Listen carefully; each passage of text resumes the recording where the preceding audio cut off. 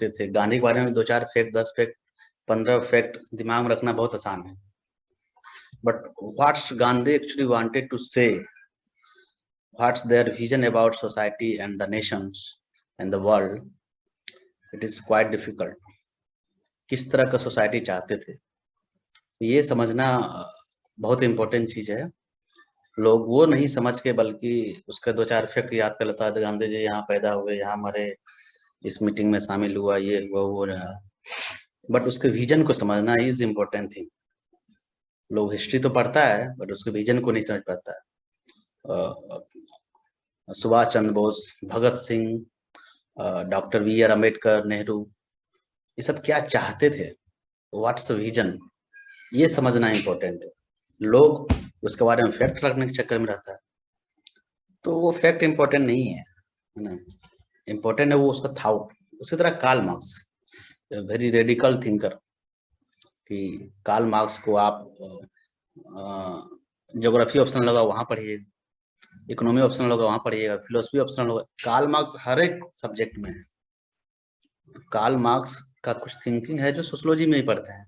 Karl Marx हम लोग शायद 2-3% पढ़ेंगे सोशियोलॉजी में। कार्ल मार्क्स के बारे में एक सेंटेंस है, Karl Marx is that but Marxism is not death. Karl Marx is a not a man but he is an institution themselves. वो अपने आप में एक इंस्टीट्यूट थे। उसका सोच इतना खतरनाक था कि पूरे वर्ल्ड में उसका सोच का एप्लीकेबिलिटी होती है ना। उसका एक सिंपल सा थाउट है, workers of the world unite together and overthrown the capitalist and concept of property and take political power in your hands. This is the ultimate solution of your exploitation and alienation. Okay, तो ये इस तरह का सोच कैसे आया, क्या किया, क्या है एक्चुअली, इसी के बारे में हम लोग कार्ल मार्क्स को पढ़ेंगे, है ना। उसका एक कंसेप्ट बताए थे, हिस्टोरिकल मेटेरियलिज्म, है ना। तो वो अभी बेसिक था, उसी के बारे में थोड़ा थोड़ा डील में आगे बढ़ते जाएंगे हम लोग, है ना।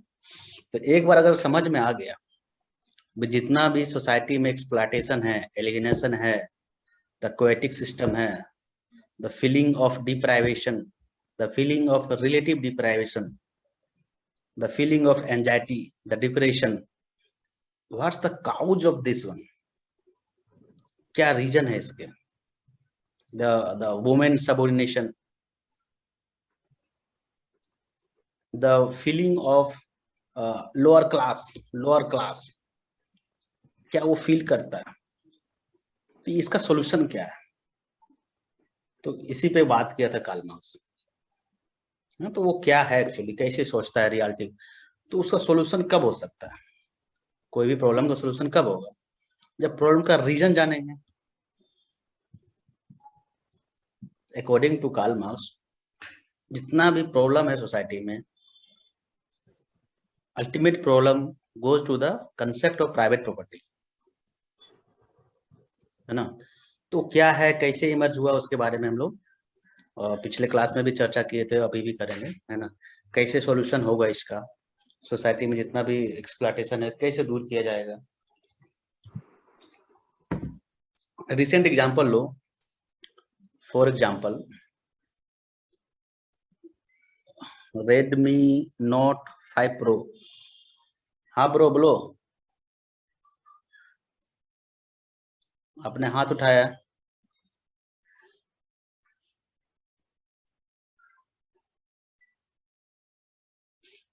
सपोज अभी कुछ प्रॉब्लम्स है, जैसे कि फार्मर प्रोटेस्ट। फार्मर लोग क्यों प्रोटेस्ट कर रहा है, क्या रीजन है इसके पीछे, और इसका सॉल्यूशन क्या है। आप तो रट लेते हैं, ये नहीं किया सरकार, लेकिन बेसिक रीजन क्या है। The basic reason lies in the economic infrastructure, basic reason lies in the domination of capitalist class in the society. तो वो कैसे है अकॉर्डिंग टू कार्ल मार्क्स, कैसे देख करते हैं, कैसे उसको लुक करते हैं, इस पे हम लोग काम करेंगे, आज फोकस करेंगे, है ना। तो हम लोगों ने कुछ कुछ बातें पढ़ाए थे, है ना, हम लोगों उसके लिए, तो हम लोग डिस्कस करते हैं उसको। तो हम लोग इसमें मोटा मोटी कार्ल मार्क्स को अगर पढ़ते हैं, है ना, तो कार्ल मार्क्स, उसका 4 इंपॉर्टेंट थ्योरी पढ़ना होता है। Number 1 historical materialism, number 2 the concept of alienation, the concept of mode of production, and 4 is the class struggle. ये 4 इंपॉर्टेंट थ्योरीज है जो कार्ल मार्क्स के बारे में, अगर इस चारों पे कमांड हो गया आप कार्ल मार्क्स को समझ सकते हो। सोशियोलॉजिकल पर्सपेक्टिव्स, है ना। तो क्या है एक्चुअली, तो हम लोग पिछले क्लास में डिस्कस किए थे what is the fundamental thought of Karl Marx. According to Karl Marx society में 2 क्लास होते हैं, डिवाइडेड इनटू 2 क्लासेस, है ना।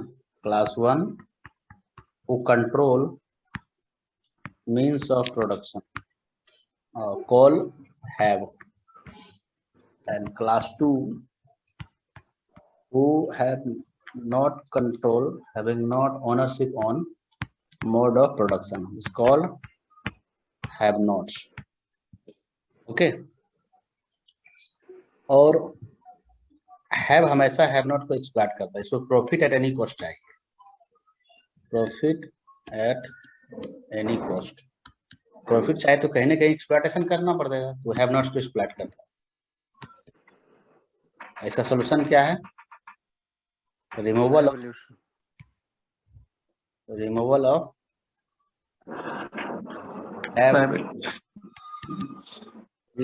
Of private property. इसी को उसने क्या बोला, रिमूवल। ठीक है, ये हम लोगों पिछले क्लास में पढ़ते हैं। ठीक है, अब हम लोग पढ़ते हैं हिस्टोरिकल मटेरियलिज्म, है ना। इसको समझने से पहले एक और थिंकर है, जर्मन थिंकर, हेगेल नाम है। एक्चुअली कार्ल मार्क्स की जो हिस्टोरिकल मटेरियलिज्म थ्योरी है हेगेल के थ्योरी पे बेस्ड है ना। हेगेल के थ्योरी पे हेगेल क्या कहता है, हेगेल ये कहता है कि any society is depends upon the ideology of the society. It is idea, it is ideology, it is mind that determine the social reality in the society, and if idea changes then nature of the society will change. Okay, ये बोलता है ये society है, what's the dominant factor, idea is the main factor. Idea change होगा, ये बोलता है अगर आइडिया 1 और आइडिया 2 चेंज करेगा, एक न्यू आइडिया बनेगा, idea 3, and this lead to the new society that is based on this idea. Okay, तो एक्चुअली ये इसका भी थ्योरी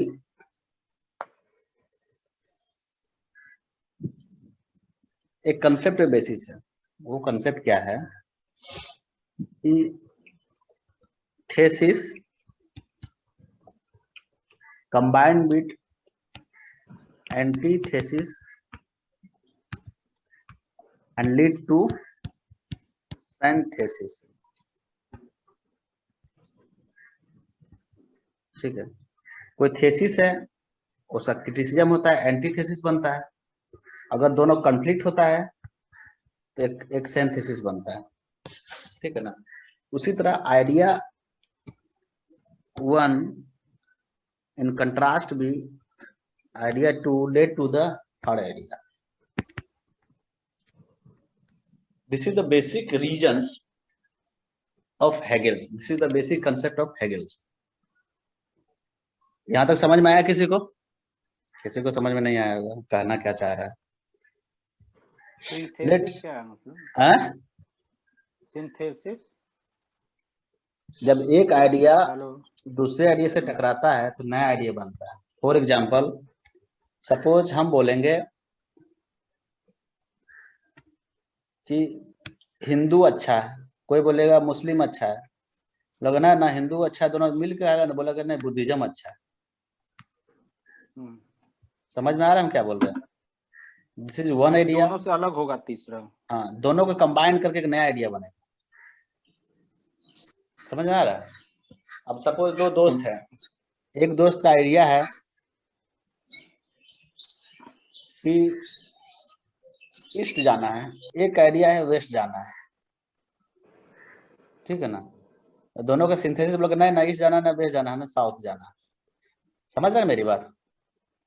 दिस मतलब इज दोनों सहमत है तीसरे पे। हाँ, दोनों को कंबाइन का एक रास्ता बन गया। दोनों में जब क्लैश हुआ तो नया बना, एक तीसरा रास्ता मिला। हाँ, तो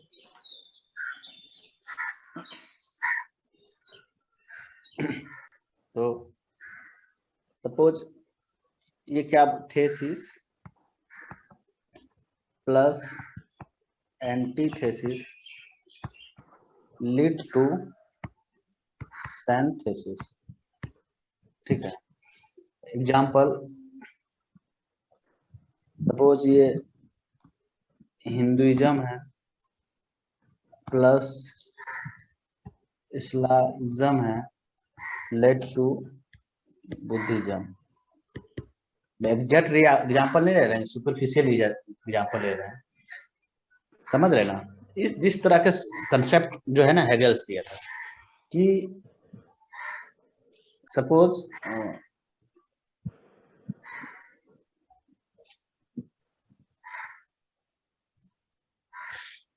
हेगल का क्या कहना था? हेगल का कहना था कि idea is important. It is idea that forces the formation of social reality। है ना। इमाल दुर्खिम क्या कहता है? It is collective conscience is important. समझ में आ रहा है हम क्या बोलना चाह रहे हैं? उसी तरह हेगल क्या बोलता है? Idea is important. अगर एक सोसाइटी का आइडिया है, अगर ये सोसाइटी का आइडिया अगर बोलता है कैपिटलिज्म है, तो इस सोसाइटी में सब क्या करेगा? प्रॉफिट प्रॉफिट प्रॉफिट प्रॉफिट कहेगा। मेरी बात समझ रहा है? इस सोसाइटी का जो आइडिया है से बोला कि हम कैपिटलिज्म को सिर्फ मानेंगे, जो भी आदमी हुआ सब क्या करेगा? प्रॉफिट के लिए दौड़ेगा। समझ रहे ना? एक सोसाइटी है, उसका आइडिया पैट्रियार्की है। यहाँ वुमेन का हमेशा क्या होगा? एक्सप्लॉयटेशन होगा, सबऑर्डिनेशन होगा। वुमेन कभी यहाँ पे खुश नहीं रहेगी।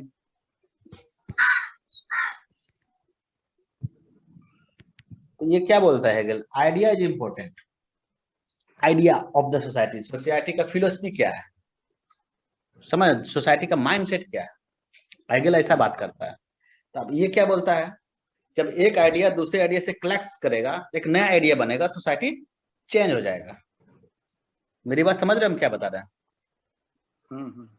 तो उधर से आता है कार्ल मार्क्स, बोला ना ना ऐसा बात नहीं है।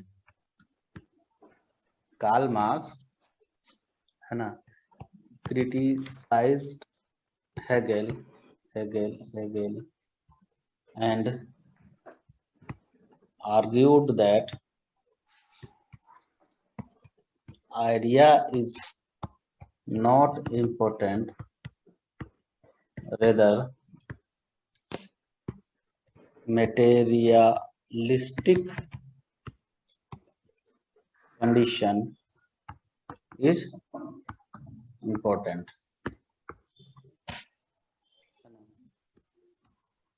It is the materialistic condition of the society that direct to the formation of social reality. Society में social reality not the product of ideology, है ना, not the product of collective consensus, it is the product of material condition. ये बात कौन करेगा? Karl Marx. ये किसको criticise कर रहा है? हेगल को। किसको क्रिटिसाइज कर रहा है? समझ में आ रहा है ना? चलो आप लोग स्क्रीनशॉट लेते रहना ना।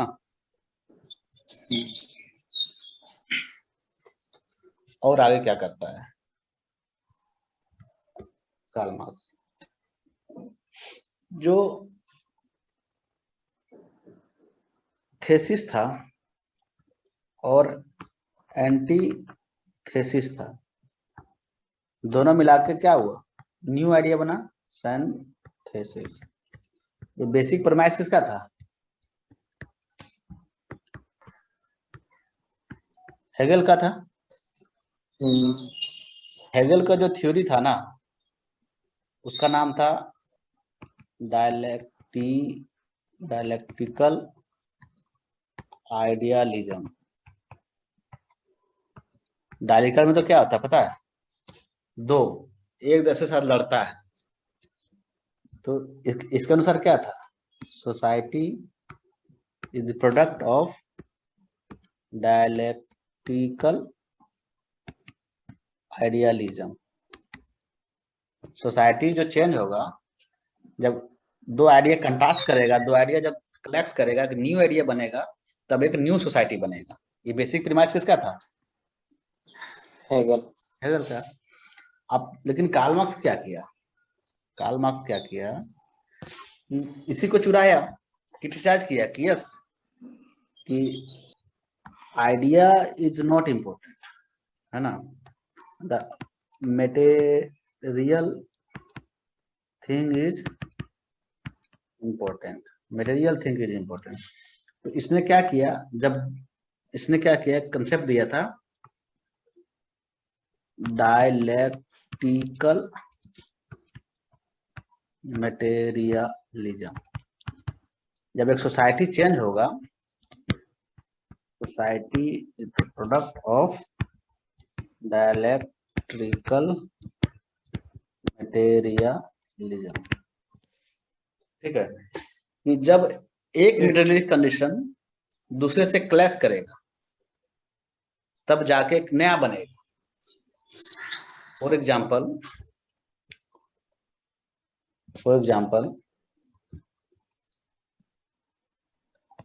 प्रीमिटिव कम्युनिज्म में देख लो क्या था पहले।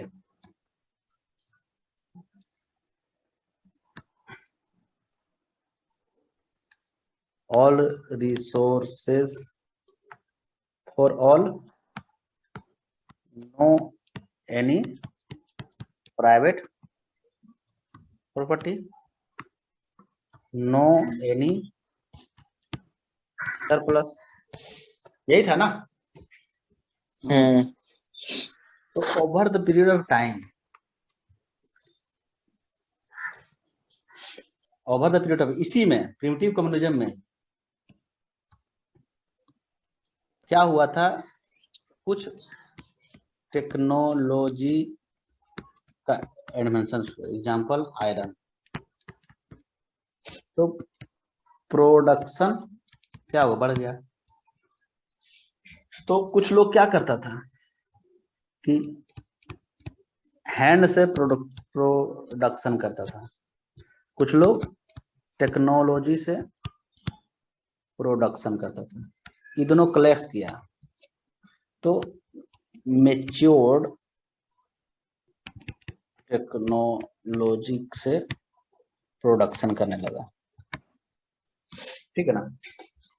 तो इसी सोसाइटी में, प्रिमिटिव सोसाइटी में, जो पहले मेटेरियलिस्टिक कंडीशन था और जो नया बना, दोनों में क्लैश हो गया, क्लैश होके एक नया मोड ऑफ प्रोडक्शन बन गया, नया इकोनॉमिक इंफ्रास्ट्रक्चर डेवलप हो गया। जैसे ही नया सिंथेसिस हो गया, new form of production, society अपने चेंज हो गया। वो सोसाइटी कौन बन गया, एंशिएंट। मेरी बात समझ में आ रहा है वो?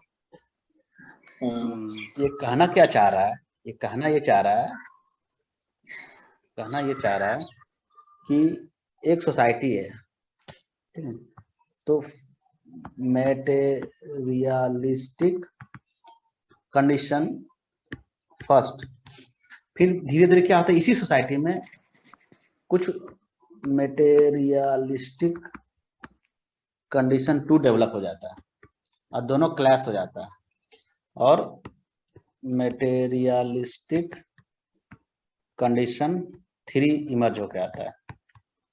जैसे ही 3 इमर्ज हो गया बढ़िया वाला, तो न्यू सोसाइटी हो गया।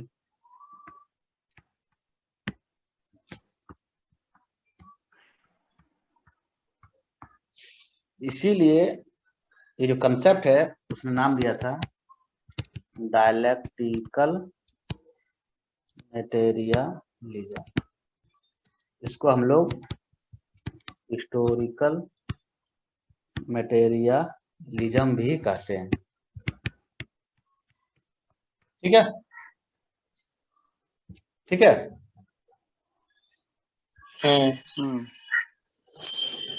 तब आते हैं historical materialism.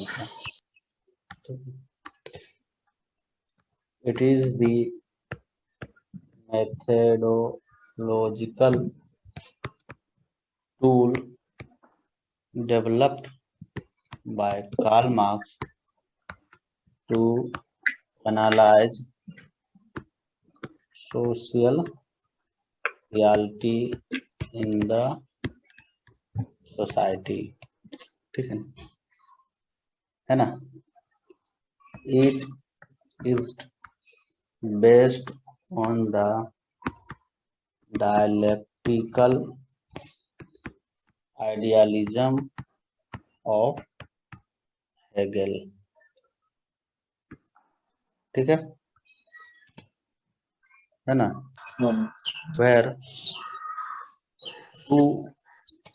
where two ideas contrast with each other and leads to the development of third ideas, and hence society is changed based on this third ideas. While ये किसके बारे में लिखे हैं? हेगल के बारे में है ना? But according to Karl Marx, idea is not important, but materialistic condition is important. ना, materialistic condition is important. ठीक है, स्क्रीनशॉट ले लो. Hello. It is material condition and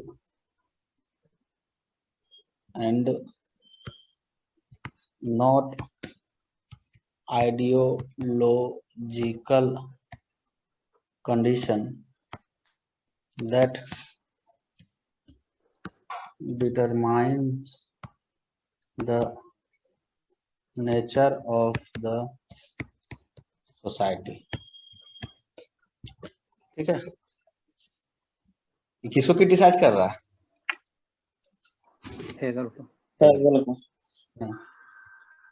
है ना? when the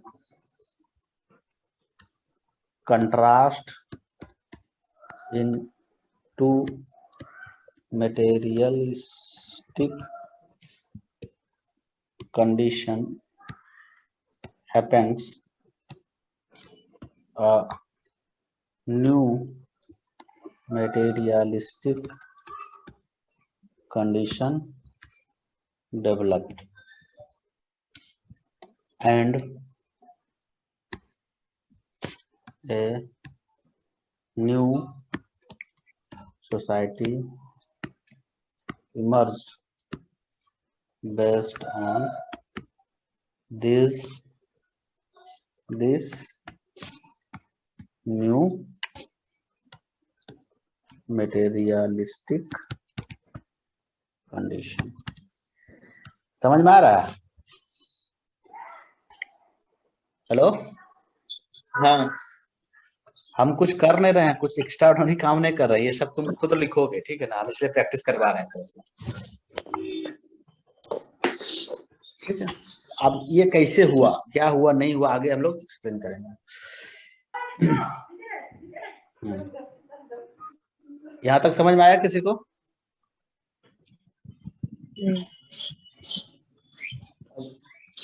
हिस्टोरिकल मटेरियलिज्म में और आगे चलते हैं, है ना?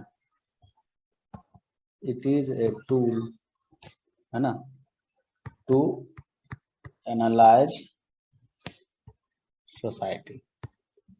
सोसाइटी को दो तरह से एनालाइज करता है, एक सिस्टमेटिक या static nature of the society. ये बोलता है डायनामिक या changing nature of the society means how society is static, means how society is changes, है ना? इसमें ये क्या करता है कि economy is the main factor, economic infrastructure is the main factor, और जो इसको कंट्रोल करता है वो पूरे सुपर स्ट्रक्चर को कंट्रोल करता है. यहाँ पे पॉलिटिकल हो गया, यहाँ पे लॉ हो गया, यहाँ पे मैरिज हो गया, यहाँ पे कल्चर हो गया, है ना? तो economy is the main factor, है ना? इसको बोलते हैं सुपर स्ट्रक्चर, इसको बोलते हैं इकोनॉमिक इंफ्रास्ट्रक्चर. ठीक है कि सोसाइटी अभी जाओगे देखोगे सिस्टमेटिक व्यू तो ऐसे नजर आएगा अकॉर्डिंग टू कार्ल मार्क्स। कि जाओगे तो देखोगे कि economy is the main factor, जो इकोनॉमी पे कंट्रोल कर रहा है वही पूरे सोसाइटी पे कंट्रोल कर रहा है। Who controls economy that controls every aspect of society। अब डायनेमिक क्या बोलता है, कैसे चेंज, सोसाइटी कैसे चेंज हो रहा है, सोसाइटी कैसे चेंज हो रहा है। तो पहले तो बोलता है कि emergence of private property and control over it is the main cause of change of the society। ठीक है ना। as control over the private property changes, society will change। ठीक है, स्क्रीनशॉट ले लो।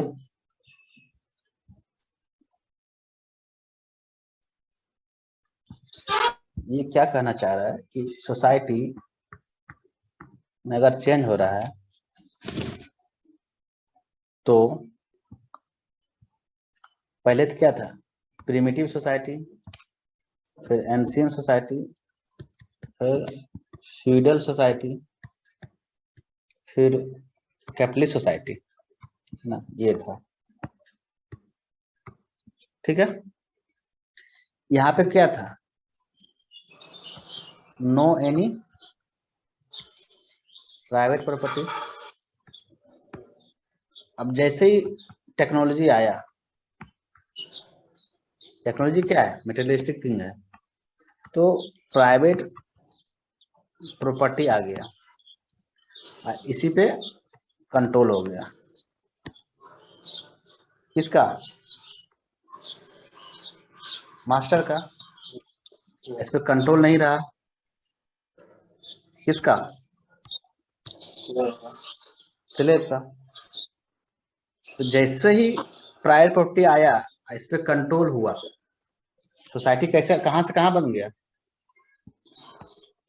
प्रिमिटिव से एंशिएंट। और फिर over the period of time ये प्राइवेट प्रॉपर्टी जो था एग्रीकल्चरल एक्टिविटी में आ गया। जो मास्टर था वो क्या हो गया, अब लैंडलॉर्ड, फ्यूडल लॉर्ड या लैंडलॉर्ड। पहले यहाँ पे क्या था, टेक्नोलॉजी था।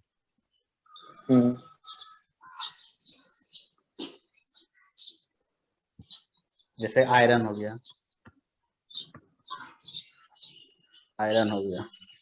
ठीक है। और यहाँ पे एक कौन बन गया, बोलो, पिजेंट, सर्फ कपड़ा खींचो इससे। अब एग्रीकल्चर एक्टिविटी से क्या हो गया, मशीन या फैक्ट्री आ गया। इस पे किसका कंट्रोल हो गया,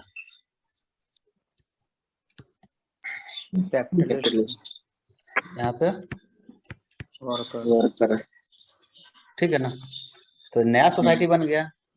कैसा सोसाइटी बन गया, इसको क्या बोलते हैं हम लोग, कैपिटलिस्ट सोसाइटी। आगे जाके क्या होगा, आगे जाके बोलता है कि ये सब हटाओ, प्राइवेट प्रॉपर्टी कंसेप्ट हटाओ, कोई प्राइवेट प्रॉपर्टी नहीं है। जैसे प्राइवेट प्रॉपर्टी बदला तो कैसा सोसाइटी हो जाएगा? जैसे ये सोसाइटी था कम्युनिज्म हो जाएगा। या समझ में आया?